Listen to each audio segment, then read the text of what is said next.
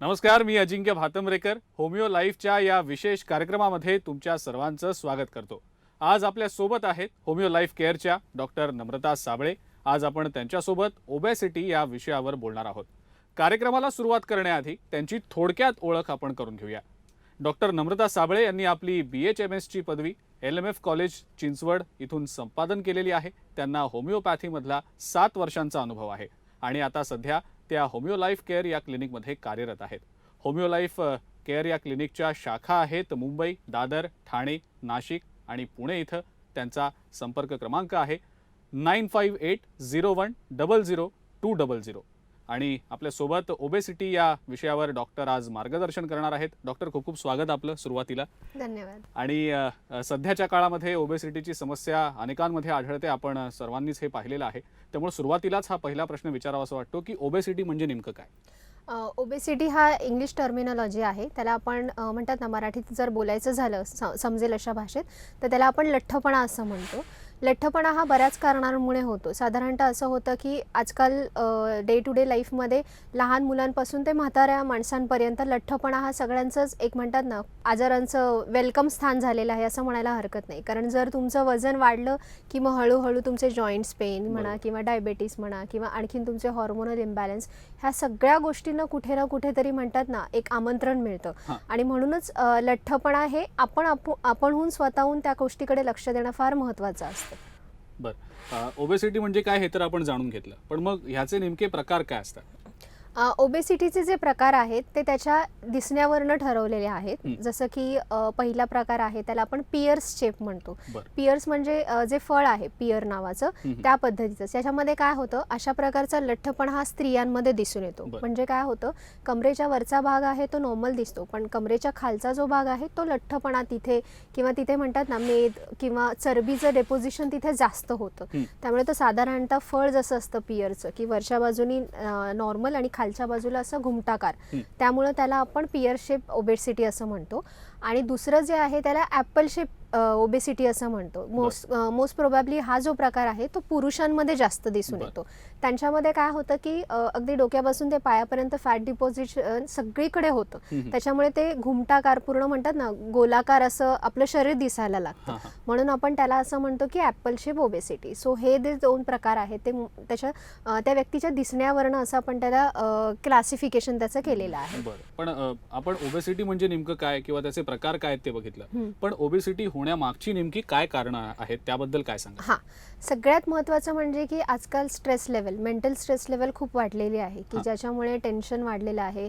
बऱ्याचदा आपण असं होतं की छोट्या छोट्या गोष्टींचा आपण तासनतास विचार करत बसतो, मग कुठेतरी ते नैराश्याकडे जातं, मग डिप्रेशनकडे जातं। आणि मग जेव्हा डिप्रेशनमध्ये जातो तेव्हा ती व्यक्ती म्हणतात ना डिप्रेशनच्या भरामध्ये जास्त खाणं पिणं होतं त्या व्यक्तीचं आणि नकळत होतात या गोष्टी, कोणी मुद्दामून करत नाही, बट त्या फ्लोमध्ये असताना त्या व्यक्तीला कळत नाही की आपण काय खातोय काय पितोय। बऱ्याचदा असं होतं की जे अनहेल्दी गोष्टी आहेत ज्या पौष्टिक नाही आहेत त्या अशा गोष्टी खाल्ल्या जातात। परत सिडेंटरी लाईफ हॅबिट की आजकाल पार्ट्या, लेट नाईट पार्ट्या म्हणा किंवा म्हणतात ना अल्कोहोल कन्झम्पशन, स्मोकिंग, ह्या गोष्टी स्त्री आणि पुरुष या दोघांमध्येही वाढलेल्या दिसतात। त्याच्यामुळे लठ्ठपणाचं प्रकार हे खूप फार कमी वयापासूनच दिसायला लागतं। इवन लहान मुलांमध्ये पण असं झालेलं आहे की जंक फूडचं प्रमाण खूप वाढलेलं आहे, त्याच्यामुळे त्यांना फळं वगैरे याच्याकडे खाण्याचा जो कल आहे तो फार कमी झालेला आहे। म्हणजे पौष्टिक साध्या आपल्या हिरव्या पालेभाज्या आहेत, फळभाज्या आहेत, या खाल्ल्या जात नाही आणि त्याच्यामुळे नको ते वजन वाढतंय मुलांचं। जे म्हणतात ना फक्त पोटाची भूक शमली जाते किंवा आपले जिभेचे चोचले जे म्हणतात ते पुरवले जातात, पण पौष्टिक जे आहे की जे नॅचरली म्हणतात ना न्यूट्रिशन जे आपलं प्रॉपर बॉडीला मिळायला पाहिजे ते मिळत नाही। परत हॉर्मोनल डिसीजेस आहेत जसं की डायबिटीस आहे, हायपरथायरॉइडिझम आहे, हायपोथायरॉइडिझम आहे। महिलांमध्ये आपल्याला पॉलिसिस्टिक ओव्हॅरियन डिसीज दिसतो की ज्याच्यामुळे काय होतं की नॅचरली तुमचं वजन वाढत राहतं, कारण आपल्या बॉडीमधलं जे हॉर्मोनल बॅलन्स आहे तो कुठेतरी डिस्टर्ब होतो आणि मग ह्या गोष्टी ज्या आहेत ह्या आपल्या लठ्ठपणाला मदत करतात। सो त्याच्यामुळे एक्सरसाइज करणं किंवा शारीरिक एक्झर्शन आपण ज्याला म्हणतो ते असणं खूप महत्त्वाचं आहे। आजकाल तासनतास आपण लॅपटॉपच्या समोर बसतो, त्याच्यामुळे आपलं म्हणावं तितकं शारीरिक हालचाल होत नाही। खाल्लं की बसणं त्याच्यामुळे कुठेतरी वजन वाढीस लागतं आणि मग म्हणतात ना त्याचं प्रेशर मग आपल्या सांध्यांवर येतं, मग पुढे जाऊन कुठेतरी सांधेदुखी वगैरे हा त्रास, या सगळ्या गोष्टींना आपण आमंत्रण देतो। सो ही जी काही कारणं आहेत ती म्हणतात ना लठ्ठपणा वाढण्यासाठी मदत करते। बरं, कारणं पण आपण बघितली, आपण नेमकं ओबेसिटी म्हणजे काय हे जाणून घेतलं. पण या ओबेसिटीमुळे तुम्ही मगाशी जसं म्हणालात की अनेक व्याधींना किंवा आजारांना आमंत्रण देण्यासाठी पुरेसं असतं. मग अशा कोणकोणत्या गोष्टी ओबेसिटीमुळे होऊ शकतात, कोणकोणत्या शारीरिक व्याधी उद्भवू शकतात, त्याबद्दल काय सांगाल? जेव्हा लठ्ठपणा वाढतो तेव्हा निश्चितच आपलं दिसण्याचं जे असतं म्हणजे एक प्रकारचं सौंदर्य कुठेतरी आपलं हॅम्पर होतं. त्याच्यामुळे अशा लोकांना चार चौघांमध्ये जाणं फार म्हणतात ना अडचणीचं ठरतं. कॉन्फिडन्स राहत नाही त्या बरं. व्यक्तीमुळे किंवा ते नाही वाटत लोकांना फेस करावं कारण आपण दिसायला ओबडधोबड दिसतो. लोक काही आत्मविश्वास थोडा म्हणतील कमी होतो. बरोबर, बरं. आत्मविश्वास हा कमी होतो. त्यामुळे ते लोक बाहेर जाण्याला नकार देतात. मग कुठेतरी डिप्रेशनकडे या गोष्टी जातात. स्पेशली महिलांमध्ये बऱ्याचदा या गोष्टी दिसून येतात. त्याच्यामुळे मग डिप्रेशन कुठेतरी एकलकोंडेपणा म्हणतो की त्या वाढीस लागतात आणि मग कुठेतरी म्हणतात ना थायरॉइडचे प्रॉब्लेम्स म्हणा किंवा डायबेटीस वगैरे शुगर लेवल वाढायला लागते. शुगर लेवल वाढते त्याच्यामुळे वेट वाढलेलं असतं आणि ऑलरेडी तुमचं वेट वाढले त्यामुळे शुगर लेवल ह्या वाढतच राहतात. म्हणजे ते एक नैसर्गिक चक्र आहे की आपलं वजन वाढलं की डायबेटीसकडे झुकलं जाणार आणि जर साखरेचं प्रमाण वाढलं की पुन्हा वजन वाढणार. म्हणजे ते एकमेकांशी संलग्न असे आहेत. त्याच्यामुळे म्हणतात ना की वजन कंट्रोल हे आपण आपलं स्वतःहून केलेलं नेहमीच चांगलं असतं. त्यामुळे फिजिकल एक्झर्शन करणं फार महत्त्वाचं आहे. स्ट्रेस लेवल आपल्याला मेंटेन करता आली पाहिजे जेणेकरून म्हणतात ना कुठेतरी त्याच्यामुळे ओबेसिटीकडे आपण जाणार नाही. सांधेदुखीचं सांगितलं की फार कमी वयामध्ये वजन जर जास्त असेल तर अगदी पूर्वी असं होतं की सांधेदुखी म्हटलं की 50-60च्या पुढे दिसून यायचं. पण आजकाल असं झालंय की पळापळ इतकी वाढलेली आहे तरुण जनरेशनमध्ये सुद्धा की सांधेदुखीचा त्रास हा 30च्या आतमध्ये पण बघायला मिळतो. वजन वाढलं आहे त्याच्यामुळे काय होतं की आपले पाय जे असतात ते वजन म्हणतात ना पेलवण्यासाठी आपल्या शरीराचं वजन भार पेलवण्यासाठी असतात आणि मग कुठेतरी जास्त वजन झालं की मग त्यांना जास्त एक्झर्शन होतं आपल्या हाडांचं. गुडघ्यांवर त्याचा ताण येतो. मग कुठेतरी सांधेदुखी वगैरे हे त्रास होतात. हाडं ठिसूळ होतात. लठ्ठपणा जेव्हा आपण म्हणतो तेव्हा फक्त आपल्या शरीरातली चरबी वाढते. न्यूट्रिशन आपल्याला मिळत नाही किंवा कॅल्शियम जेवढ्या म्हणतात ना मोठ्या प्रमाणात शरीराला मिळायला पाहिजे ते मिळत नाही. मग कुठेतरी हाडं ठिसूळ होतात. मग साधा हळू जरी धक्का लागला माणूस पडलं तर मग कुठेतरी लगेच छोटं फ्रॅक्चर वगैरे होण्याची चान्सेस जास्त वाढतात. हे असं सगळं विसियस सायकल आहे की ज्याच्यामुळे हे आपल्याला आजार होतात. आणि ओबेसिटीमुळे आजकाल असं झालं की हार्टचे प्रॉब्लेम्स होण्याचे पण प्रमाण वाढलेलं आहे. ब्लड प्रेशर आहे की ज्याच्यामुळे असं होतं की वजन वाढल्यामुळे मग थोडंसं जरी चाललं तरी धाप लागते किंवा त्या व्यक्तीचं कमी वयामध्ये ब्लड प्रेशर जास्त वाढतं. मग कुठेतरी ब्लड प्रेशर वाढलं की मग ते हिमोरेजेस वगैरे ब्रेन हिमरेज यासारख्या गोष्टींना पुढे आपल्याला फेस करायला लागतं. कधी कधी असं होतं की वजन वाढल्यामुळे स्ट्रोक सारख्या पण गोष्टींना फेस करायला लागतं. मग कुठेतरी पॅरालिसिस वगैरे अर्धांगवायू आपण ज्याला म्हणतो ह्या गोष्टी पुढे जाऊन वाढू शकतात. सो हे आपण एक प्रकारचे कॉम्प्लिकेशन्स आहेत लठ्ठपणाचे असं म्हणायला हरकत नाही. मगाशी बोलताना तुम्ही उल्लेख केलात की हार्मोनल प्रॉब्लेम्स देखील होऊ शकतात. तर मग हे हार्मोनल प्रॉब्लेम्स नेमके कसे होतात, काय नेमकी त्यामागची कारण आहेत, त्याबद्दल काय सांगाल? हॉर्मोनल प्रॉब्लेम दोघांमध्ये येतात. म्हणजे फिमेल आणि मेल या दोघांमध्ये येतात. जनरली पुरुषांमध्ये काय होतं की जेव्हा हॉर्मोन तुमचे डिस्टर्ब होतात तेव्हा पुढे जाऊन लठ्ठपणामुळे इन्फर्टिलिटी म्हणजे वंध्यत्व मूल न होणं यासारख्या गोष्टींना फेस करावं लागतं. त्यामध्ये काय होतं हॉर्मोन डिस्टर्ब होतात. मग ते शुक्रजंतू जे असतात त्याच्यावर त्याचा वाईट परिणाम होतो. शुक्रजंतूंची निर्मिती योग्य पद्धतीने होत नाही आणि झाली तरी पण ते किती हेल्दी आहेत किंवा ते किती ऍक्टिव्ह आहेत ह्याही गोष्टी फार महत्त्वाच्या असतात. फक्त ते मोठी संख्या असून उपयोग नाही. त्यात ते किती हालचाल करणारे किती आहेत चांगले म्हणतात ना किंवा जे पोषक वातावरण निर्माण करू शकतात फर्टिलिटीसाठी ते किती मोठ्या प्रमाणात आहे तेही महत्त्वाचं असतं. सो थायरॉइडचा जो प्रॉब्लेम आहे तो स्त्रियांमध्ये नाही तर दोघांमध्ये थायरॉइड ग्लँड असते. त्याच्यामुळे तो त्याच्यावरही मारक ठरतो की बऱ्याचदा असं होतं की उत्पत्ती जरी झाली शुक्रजंतूंची तरी पण ती कुठेतरी ते मारले जातात हॉर्मोन्सचे इम्बॅलन्स असल्यामुळे. आणि स्त्रियांमध्ये असं होतं की एक बीज दर महिन्याला एका कुशीतनं निघतं. पण जर हॉर्मोनल इम्बॅलन्स असेल तर एका वेळेला अनेक बीज तयार होतात पण त्यातलं मॅच्युअर एकही होत नाही. फक्त नावाला असंख्य तयार होतात पण जे एक मॅच्युअर व्हायला हवं ते होत नाही. मग हे PCOD सारखे जे हॉर्मोनल डिस्टर्बन्स आहे तर हे मग इन्फर्टिलिटीकडे कुठेतरी जातात. मेंटल स्ट्रेस आहे, चिडचिडपणा त्या व्यक्तीचा वाढतो, कामामध्ये लक्ष लागत नाही, कुठेतरी उदासीनता येते. आणि बऱ्याचदा असं होतं की लठ्ठपणा वाढला की त्या व्यक्तीमध्ये झोपेचं प्रमाणही वाढलेलं दिसतं कारण आपली चयापचय क्रिया ही मंदावते आणि त्याच्यामुळे काय होतं की खाल्लेलं सगळं अन्न साचत जातं चुकीच्या ठिकाणी. कुठेतरी मरगळ येते शरीराला आणि मनाला सुद्धा. आणि बऱ्याचदा असं होतं की हायपोथायरॉइडिझम मध्ये त्या पेशंटला झोप फार येते. सो हे जे सगळे प्रॉब्लेम्स आहेत हे हॉर्मोनल डिस्टर्बन्स झाल्यामुळे फेस करावे लागतात लठ्ठ व्यक्तींना. पण मग या सगळ्या लठ्ठपणाला आपण आळा कशा प्रकारे घालू शकतो? तुम्ही मगाशी व्यायाम करायचं म्हणालात, फिजिकल एक्झर्शन करायचं म्हणालात, जितकी गरज आहे शरीराला तितक्या प्रमाणात व्यायाम केला तर मग कदाचित ह्याला आळा घालता येऊ शकेल का? नक्कीच. बऱ्याचदा असं होतं की फिजिकल एक्झर्शन म्हटलं की लोकांच्या डोक्यांमध्ये येतं की आपण जिम जॉईन करायला पाहिजे. हे सगळ्याच म्हणतात ना, वयो ग्रुपमध्ये म्हणा किंवा प्रत्येक म्हणतात एक मिडल क्लास फॅमिली म्हणा किंवा कमी म्हणजे ज्यांचं उत्पन्नाचं साधन कमी आहे, अशा प्रत्येक लोकांना ते पॉसिबल नसतं. फिजिकल एक्झर्शन म्हणजे तुम्ही तुमच्या शरीराची किंवा तुमच्या शरीराची हालचाल योग्य पद्धतीने करताय का? मग त्याच्यामध्ये सोपा मार्ग सांगायचा झाला तर योगासन. तर योगासनामध्ये पण असे वेगवेगळे प्रकार असतात. म्हणजे ब्लड प्रेशरसाठी वेगळे योगासन आहेत, तुमचा लठ्ठपणा कमी करण्यासाठी योगासनं आहेत, किंवा तुम्हाला म्हणतात हार्टचा प्रॉब्लेम असेल तर त्याच्यासाठी वेगळे काही आसनं आहेत. सो ह्या अशा गोष्टी आपण आत्मसात करू शकतो आणि त्याच्यामुळे जे काही आपला व्यायाम होतो त्याच्यामुळे आपलं शरीरही स्वस्थ राहतं आणि आपल्या मनाला आलेली मरगळही निघून जाते आणि आपला मेंटल स्ट्रेस जो आहे तोही कमी व्हायला फार मदत होते. दुसरं, जेवणामध्ये जेवढ्या हिरव्या पालेभाज्या आहेत, फळावर आहे, स्पेशली सीझनल जे फ्रूट आहे म्हणजे सीझनमध्ये येणार आहे, जसं की उन्हाळ्यात आंबा येतो किंवा पावसाळ्यामध्ये द्राक्ष येतात, त्या सीझनमध्ये येणारी जी फळं आहेत ते खाल्ल्याने निश्चितच आपल्याला म्हणतात ना चांगले विटॅमिन्स आहेत, मिनरल्स आहेत, ते त्या वेळेला मिळतात. आणि त्याचबरोबर पाणीही भरपूर प्यायलं पाहिजे आपण, कारण पाणी जितकं कमी पिणार तेवढं शरीरातलं नको असलेलं अनवॉन्टेड थिंग बाहेर पडणार नाही. आणि तेही जर आपल्या शरीरामध्ये नको असलेले विषारी पदार्थ जर वाढले तर पुढे कुठेतरी जाऊन मग ते किडनीला त्रासदायक ठरणार. त्यामुळे पाणी व्यवस्थित प्यायलं पाहिजे आणि नुसतं जेवण चांगलं खाल्लं नाही पाहिजे, तर वेळाही सांभाळल्या पाहिजे. अगदी खरं. हां, कारण मग बऱ्याचदा असं होतं की दुपारचं जेवण 4 वाजता संध्याकाळी आणि मग रात्रीचं जेवण 12 वाजता, मग ते कुठेतरी ते विष होतं आपल्या शरीरामध्ये, कारण आपण खाल्ल्या लगेच झोपलं की ते पचत नाही आणि मग ते त्याचं म्हणतात ना रूपांतर हे मेदमध्ये होतं किंवा चरबीत होतं आणि मग ते पुढे लठ्ठपणाला आणखीन मदत करतं. त्यामुळे वेळा सांभाळल्या पाहिजेत. फिजिकल एक्झर्शन, योगा आहे, प्राणायाम आहे.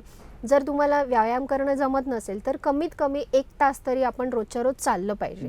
कारण चालणं हा जो म्हणतात ना एक्सरसाइजचा जो प्रकार आहे तो सगळ्या आजारांवर गुणकारी आहे. म्हणजे हार्टचे पेशंटही चालू शकतात. आपल्याला जसं जमेल, जरुरी नाही की खूप भरभर चाललं पाहिजे, जसं आपल्याला जमेल तसं पण हळूहळू तासभर तरी किमान चाललं पाहिजे, जेणेकरून आपलं वजन वाढणार नाही, सांधे व्यवस्थित राहतील आणि झोपही छान लागते, मेंटल स्ट्रेस कमी होतो. बऱ्याचदा आम्ही असं सजेस्ट करतो की गवत असतं हिरवं दव पडलेलं, सकाळचं असेल किंवा रात्रीचं पण बऱ्याचदा दव पडलेलं असतं गवतावर, अशा गवतावर आपण चप्पल काढून जर चाललं तर खूप छान त्याचा फायदा होतो सगळ्याच प्रकारच्या पेशंटला. आपण ओबेसिटीच्या वेगवेगळ्या मुद्द्यांवर बोललो. आणखीन एक महत्त्वाचा प्रश्न हा विचारायचा होता की होमिओपॅथी ओबेसिटीवर कशा प्रकारे गुणकारी आहे, कशा प्रकारे ओबेसिटीवर त्याचा वापर करता येऊ शकेल? होमिओपॅथीमध्ये जे आपण मेडिसिन्स वापरतो हे सगळे नॅचरली आपल्याला अवेलेबल असतात. म्हणजे आपण वेगळं असं सिंथेटिक म्हणा किंवा केमिकल कुठल्याही प्रकारचं वापरत नाही. बऱ्याचदा लोकांचा असं समज आहे की होमिओपॅथी म्हटलं की ते छोट्या छोट्या साबुदाण्यासारख्या गोड गोळ्या असतात. मग ते लठ्ठपणा, समजा एखादा डायबेटिक पेशंट आहे आणि ते जाड आहेत, तर मग आमच्या पेशंटला ऑलरेडी शुगरचा प्रॉब्लेम आहे, मग त्याच्यामध्ये अशी औषधं दिली तर मग त्यांना त्रास होईल का किंवा त्यांना ते लागू पडू शकतं का? तर होमिओपॅथीमध्ये खूप वेगवेगळ्या पद्धतीने आपण औषधं देतो. म्हणजे ऑल्फॅक्टरी ज्याला म्हणतो की वासाद्वारे आम्ही औषधं देतो. म्हणजे त्या मेडिसिनचं जी बाटली आहे आपण नाकाजवळ धरली तर ते वासाच्याद्वारे ते मेडिसिन तुमच्या शरीरावर ॲक्ट करतं.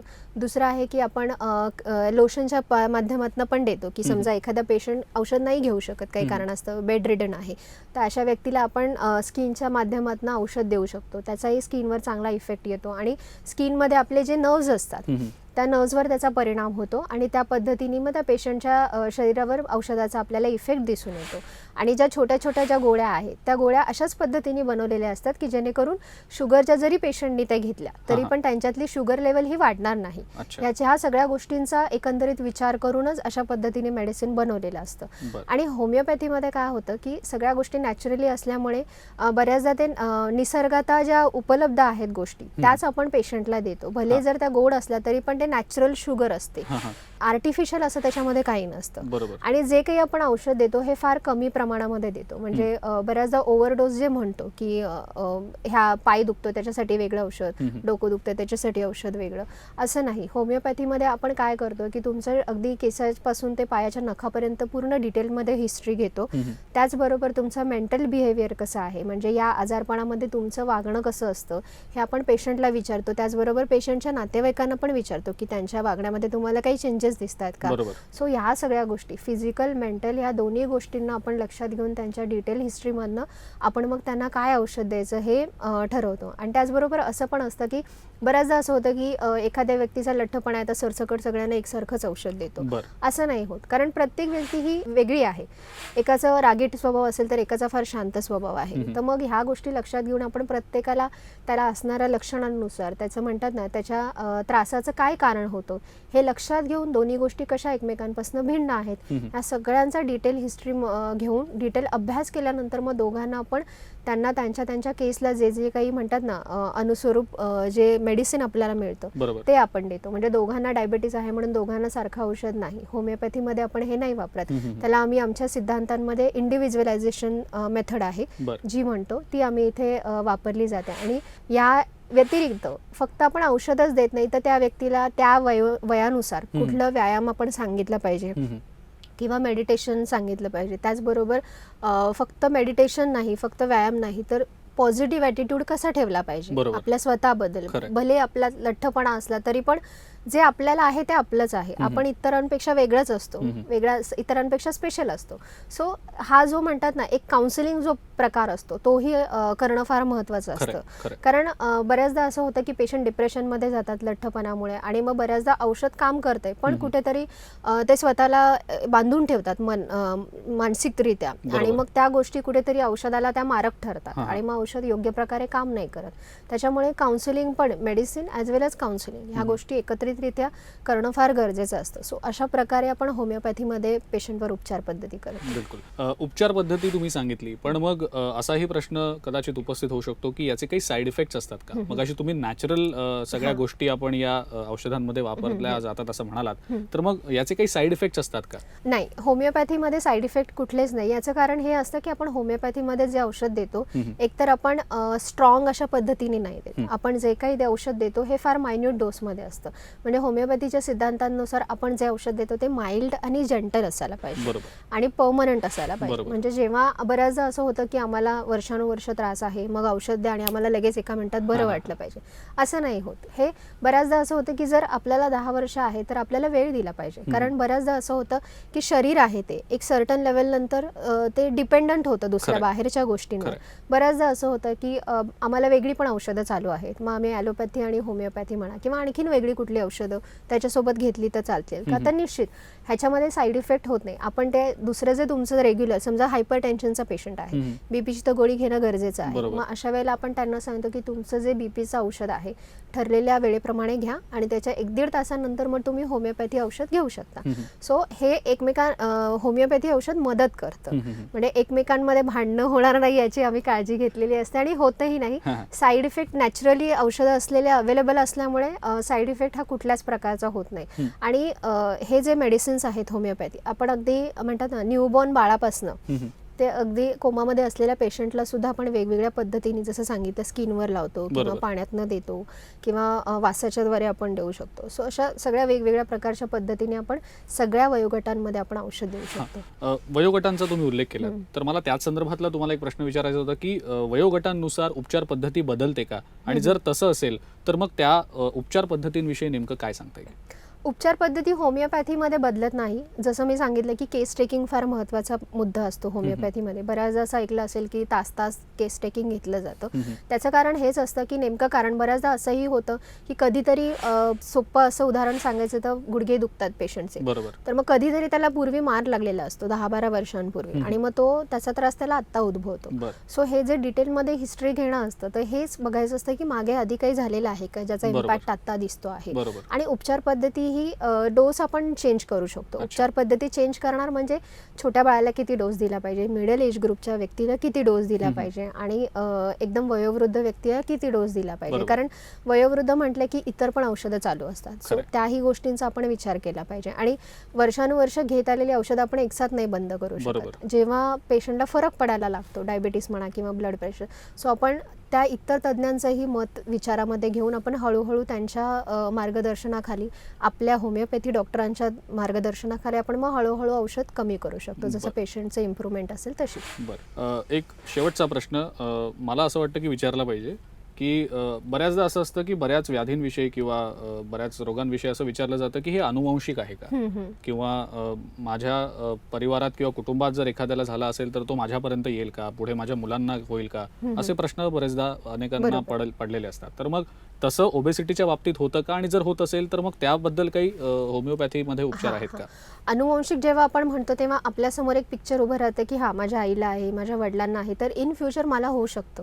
सो अशा वेळेला आपण जास्त कॉन्शियस होतो आणि त्या म्हणतात ना त्या दिशेने आपली वाटचाल चालू होते. म्हणजे माझे आई वडील जर लठ्ठपणा असेल तर मी ही काळजी घ्यायला हवी की पुढे जाऊन मी लठ्ठ होणार नाही. त्यासाठी मग मी एक्सरसाइज केली पाहिजे, किंवा म्हणतात ना जे पौष्टिक आहे तेच अन्न घेतलं पाहिजे, झोपेच्या वेळा सांभाळल्या पाहिजेत, फळफळावळ आहे याच्याकडे लक्ष दिलं पाहिजे, हे आपण करू शकतो. प्लस अनुवंशिक असे खूप सारे आजार आहेत, डायबिटीस आहे किंवा हॉर्मोनल जे चेंजेस होतात हेही आजार अनुवंशिक आहे.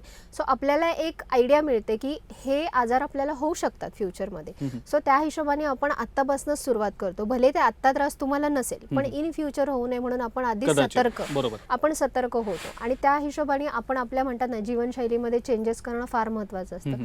आजकालचं सगळ्यात एक रिझन फार महत्त्वाचं झालंय, ऑलमोस्ट सगळ्याच आजारांमध्ये दिसतं, ते म्हणजे मेंटल स्ट्रेस. प्रत्येकाला काहीतरी लाईफमध्ये अचीव्ह करायचं आहे, स्त्री असो पुरुष असो, इव्हन लहान मुलं पण त्यांच्या वयानुसार शाळेचं टेन्शन आहे, मग आणखीन काही मिळत नाही मनासारखं होतं, मग प्रत्येकाला इरिटेशन हे असतंच, मेंटल इरिटेशन. आणि बऱ्याचदा असं होतं की आजकाल मुलं मैदानी खेळ खेळत नाही, सतत लॅपटॉप TV म्हणतात ना गॅजेट जे प्रकार म्हणतो ते खूप वाढलेलं आहे. सो आपण त्यांना एनकरेज करायला पाहिजे की जेवढं ते खेळतील तेवढं त्यांची बौद्धिक म्हणतात ना हेल्थ वाढते, मानसिक म्हणतात चिडचिडजोपणा हल्ली वाढलेला आहे, मुलं लहान वयात फार अग्रेसिव्ह झालेली आहेत, तो जो ॲग्रेसिव्हनेस आहे तो त्यांचा कमी होऊ शकतो. आणि निश्चितच ह्या गोष्टी पुढे जाऊन मुलांच्या फ्युचरमध्ये लठ्ठपणाकडे नेऊ शकतात. सो लहानपणापासूनच जर आपण त्यांना योग्य ते मार्गदर्शन केलं तर निश्चितच आपल्याला याच्यावर मात करता येईल. बिलकुल. तर डॉक्टर नम्रता साबळे यांनी आपल्याला आज ओबेसिटी या विषयावर बहुमूल्य असं मार्गदर्शन केलं आणि इतरही अनेक महत्त्वाच्या या अशाच गोष्टींविषयीची माहिती त्या वेळोवेळेला होमिओ आपल्या कार्यक्रमाच्या माध्यमातून देत असतात. पण आज आपण होमिओ लाईफ केअरच्या या होमिओ लाईफ या विशेष भागात इथंच थांबूया. नमस्कार.